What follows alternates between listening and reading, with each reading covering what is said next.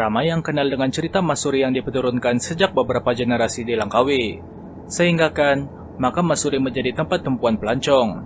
Tetapi ada satu cerita yang tidak diketahui orang ramai termasuk penduduk Langkawi sendiri, kewujudan seekor hewan raksasa di Langkawi pada zaman silam. Sebelum kedatangan Islam ke Kedah, sebut sebuah kisah tentang seekor ular besar, sakti muna laut, yang menjaga perairan air Langkawi kuno, tempat sarangnya di Pulau Langkawi. Seorang pegawai tentara British, Sherwood Osborne, telah mencatatkan kisah pelik itu dan telah dimuat naik dalam buku Malay Kingship in Kedah, Religion, Trade and Society, Kerajaan Melayu di Kedah, Agama, Perdagangan dan Masyarakat.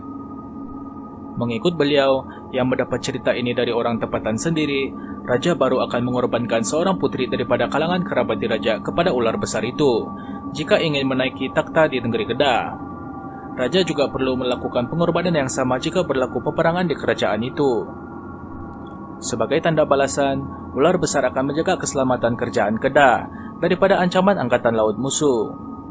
Ular besar itu tidak akan menelan orang-orang Kedah. Ular besar itu akan menjadikan rakyat Siam, mergui dan hewan-hewan lain sebagai makanannya. Apabila kedatangan Islam di Kedah, upacara pengorbanan itu diberhentikan. Ular besar telah mengamuk. Baginya, kerajaan Kedah telah memungkiri janji. Rakyat Kedah telah menjadi mangsa kepada kemarahan ular besar itu. Ia menjadi huru-hara. Tiada sesiapa tahu cara untuk menghalang ular besar. Seorang ulama dari negara Arab telah datang ke negeri Kedah. Dia beritahu Allah Subhanahu wa Ta'ala telah mengantar dia di sini untuk membantu penduduk tempatan dengan masalah ular itu. Ulama itu tanpa membuang masa, mengambil air sembayang, memakai serban hijau, menjunjung Al-Quran atas kepalanya. Beliau ke tempat tinggal ular itu. Lalu dia sembahyang dan membaca doa supaya ular besar berkenaan mati atau diusir dari kawasan itu. Belum sempat apa-apa, ular itu telah menelannya. Sesuatu tidak diduga terjadi. Ular besar mengalami kesakitan yang kuat sebaik saja dia menelan ulama itu. Badan ular meronta-ronta.